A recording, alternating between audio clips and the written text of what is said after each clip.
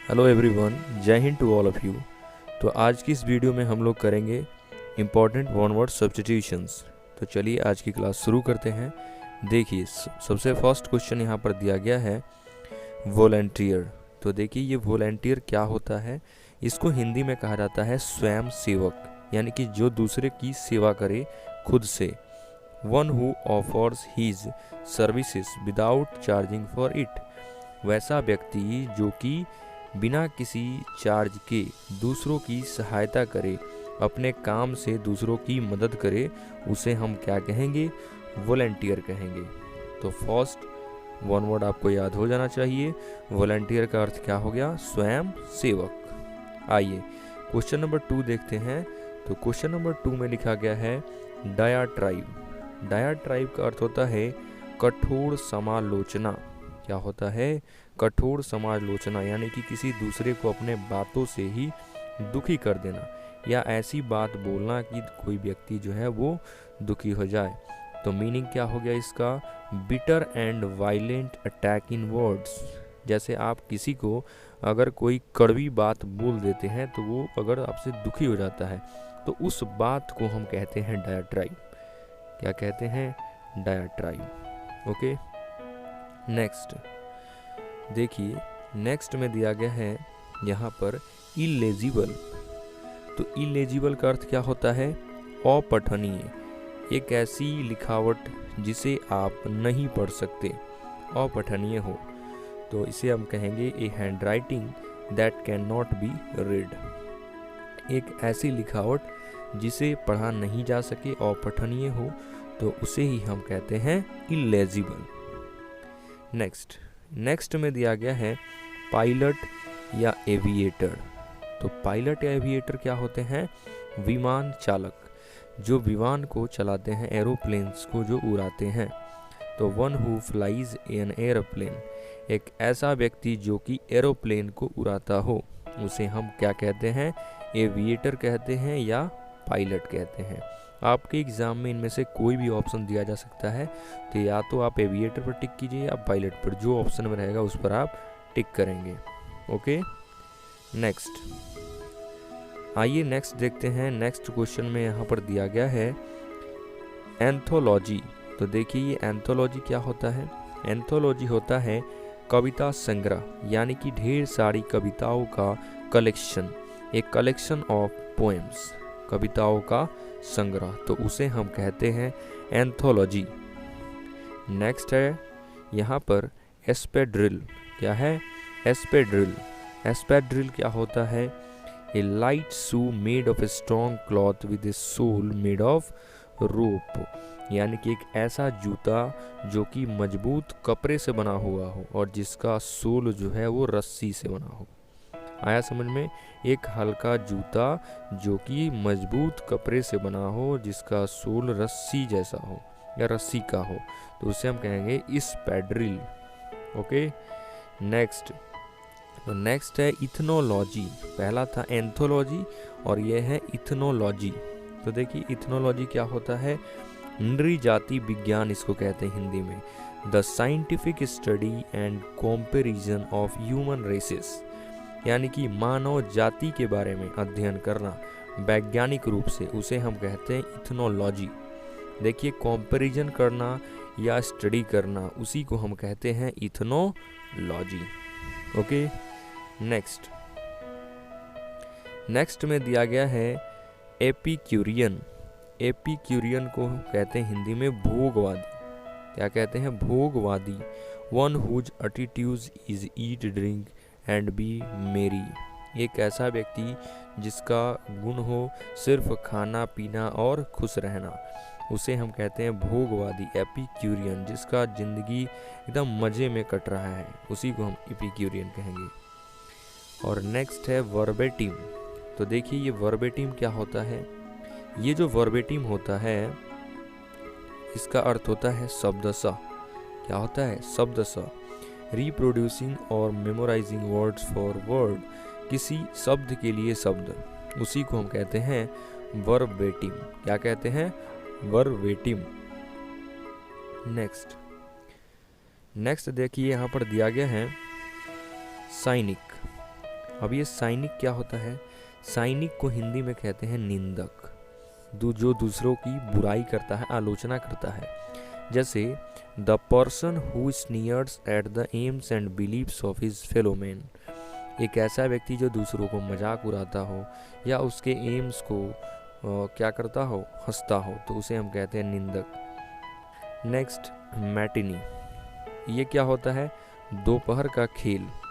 दोपहर में जो खेल खेलते हैं, स्कूल में भी आप देखे होंगे, तो उसे हम कहते हैं मैटिनी। जैसे आफ्टरनून थिएट्रिकल और म्यूजिकल परफॉर्मेंस, जैसे स्कूल में भी होता है दोपहर के टाइम पर अंतराक्षरी खेलते हैं या कुछ भी, तो उसको हम कहते हैं मैटिनी। नेक्स्ट है यहाँ पर इकोनॉमिकल। तो इकोनॉमिकल का अर्थ क्या होता है? इसका अर्थ होता है अल्पव्ययी, यानी कि जो बहुत कम पैसे खर्च करता हो। तो careful in the spending of money time, एक ऐसा व्यक्ति जो पैसे को और अपने समय को बहुत कम, यानी कि बहुत ध्यानपूर्वक खर्च करता है, उसे हम क्या कहते हैं? इकोनॉमिकल कहते हैं। इसके अलावा आप इसको एक और नाम से याद रखिएगा, आप इकोनॉमिकल को यहाँ फ्रूगल भी कर सकते हैं, कह सकते हैं। क्या कह सकते हैं? फ्रूगल। फ्रूगल का भी अर्थ सेम होता है, केयरफुल स्पेंडिंग ऑफ मनी और टाइम। ओके, नेक्स्ट, अब इकोनॉमिकल के बाद में यहाँ पर दिया गया है एफिमिनेट। तो एफिमिनेट का अर्थ क्या होता है? जनानापन। इसको हिंदी में कहते हैं जनानापन। The man who is womanish in his habit, एक ऐसा व्यक्ति जिसमें औरतों का गुण हो, यानी कि औरतों के प्रति जैसा वो व्यवहार करता हो, उसे हम एफिमिनेट कहते हैं। इसके बाद यहाँ पर दिया गया है एपियरिस्ट। क्या है? एपियरिस्ट। इसको कहते हैं मधुमक्खी पालन। समवन हु कीप्स बीज, वह ऐसा व्यक्ति जो कि मधुमक्खियों को पालना पसंद करता हो या रखता हो, उसे हम कहेंगे एपियरिस्ट, मधुमक्खी पालन। आइए नेक्स्ट देखते हैं। इसके बाद दिया गया है कोरियोग्राफी। तो ये वर्ड आपने सुना ही होगा, कोरियोग्राफी। इसे हिंदी में नृत्य कला कहते हैं, नाचने की कला। द स्टडी और प्रैक्टिस ऑफ डांसिंग और कंपोजिंग बैलेट्स, यानी कि नृत्य कला। Okay, next succulent. तो ये क्या है? सुकुलेंट, इसका अर्थ होता है रसीला, जिसमें रस से भरा हुआ। हैविंग जूसी और फ्लेश एंड थिक टिश्यूज। ठीक है, जूसी मतलब जैसे मोटा ताजा, जिसको आप कहते हैं मोटा ताजा, रसीला, तो उसको कहेंगे सुकुलेंट। इसके बाद यहाँ पर देखिए दिया गया है नेक्स्ट इनक्यूरेबल। ये इनक्यूरेबल क्या होता है? इनक्यूरेबल का अर्थ होता है अचिकित्सम, जिसका इलाज ना हो। That can not be cured, जिसका इलाज नहीं हो, उसे ही हम कहते हैं इनक्यूरेबल। आइए नेक्स्ट क्वेश्चन देखते हैं। देखिए नेक्स्ट क्वेश्चन यहाँ पर दिया गया है इम्पाइटी। तो इम्पाइटी क्या होता है? अब इम्पाइटी का अर्थ होता है नास्तिकता, जो भगवान में विश्वास नहीं करे।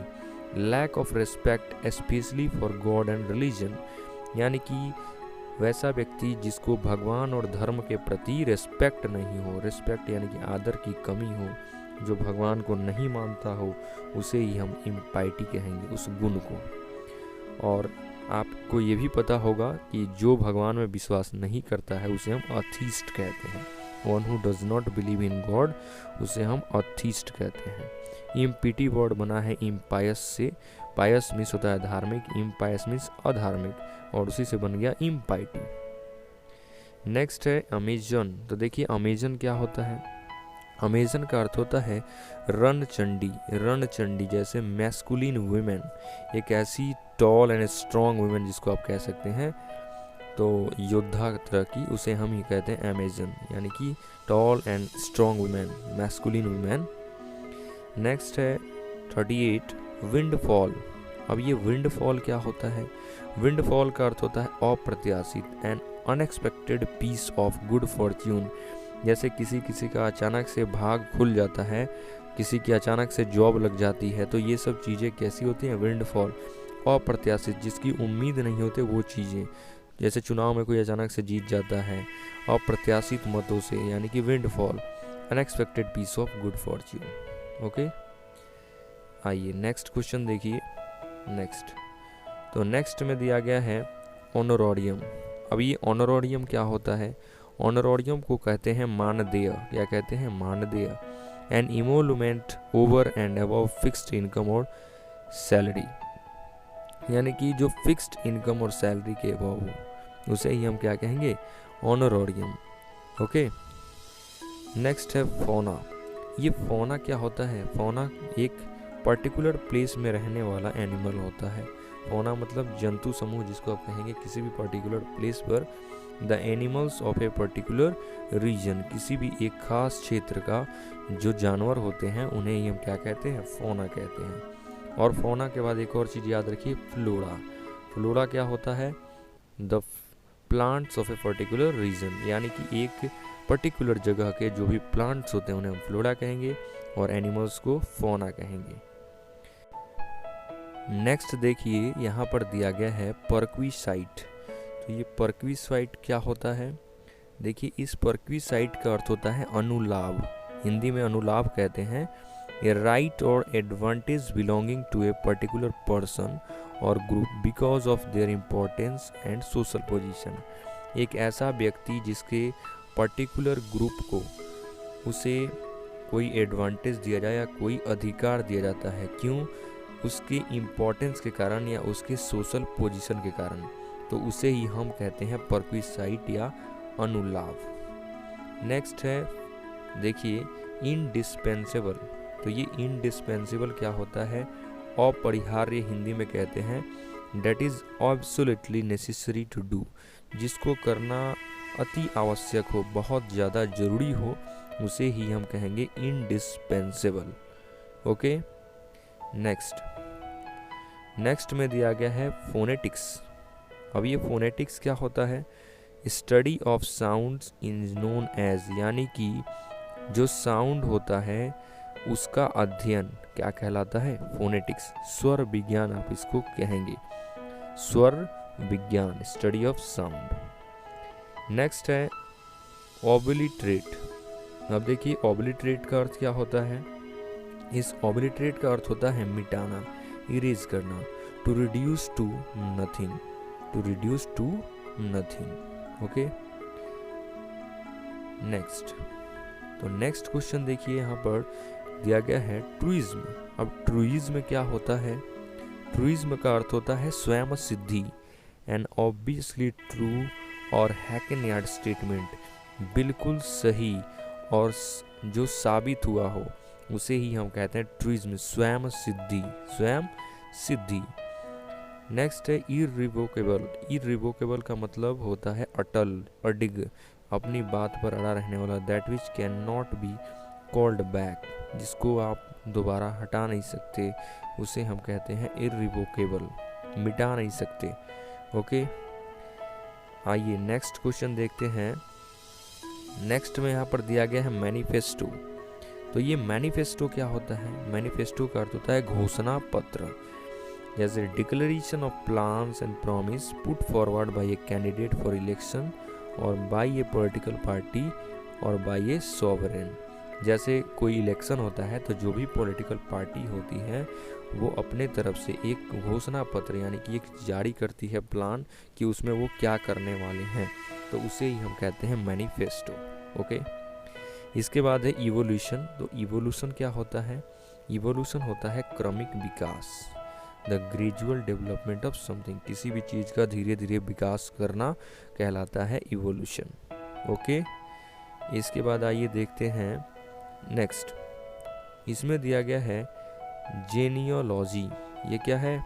जेनियोलॉजी, इसे हम कहते हैं वंशावली अध्ययन, the study of family history including the study of who the ancestors of a particular person were, यानी कि पूर्वजों के बारे में जो अध्ययन किया जाता है उसे हम कहते हैं जेनियोलॉजी, वंशों का अध्ययन। इसके बाद है एमिग्रांट। तो देखिए एमिग्रांट क्या होता है? देश त्यागी, देश को त्यागने वाला।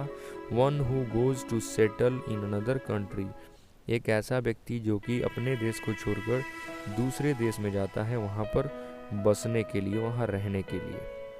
और एक होता है इमिग्रांट। क्या होता है? इमिग्रांट, IMMIGRANT। तो इमिग्रांट क्या होता है? One who comes to his country to settle there. एक ऐसा व्यक्ति जो कि विदेश से अपने देश में आता है वहाँ पर बसने के लिए, तो उसे हम कहते हैं इमिग्रांट। Okay, next. तो नेक्स्ट में दिया गया है, आइए देखते हैं यहाँ पर बिब्लियोफाइल। अब ये बिब्लियोफाइल क्या होता है? पुस्तक प्रेमी। बिब्लियोफाइल का मतलब पुस्तक प्रेमी, जो बुक्स से बहुत ज़्यादा प्यार करता हो। The person who loves reading books, एक ऐसा व्यक्ति जिसको पुस्तकें पढ़ना, बुक्स पढ़ना बहुत ज़्यादा पसंद हो।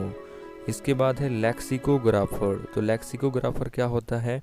कोश विज्ञान, यानी कि जो डिक्शनरी को कंपाइल करता है, लिखता है। The person who compiles a dictionary. बहुत ही इंपॉर्टेंट क्वेश्चन लेक्सिकोग्राफर, इसको याद रखिएगा। इसके बाद है नेक्स्ट, देखिए ये लिखा गया है एनार्चिस्ट, तो इसको कहते हैं अराजकता। क्या कहते हैं? अराजकता। One who believes in no government and therefore incites disorder in state. एक ऐसा राज्य जहाँ पर कोई शासन या कानून नहीं हो और वो वहाँ की जो भी नियम कानून है, जो भी शासन व्यवस्था है वो बिगड़ चुकी है, तो उस राज्य को हम वहाँ पर कौन सा शासन कहलाएंगे? एनार्चिस्ट कहलाएंगे।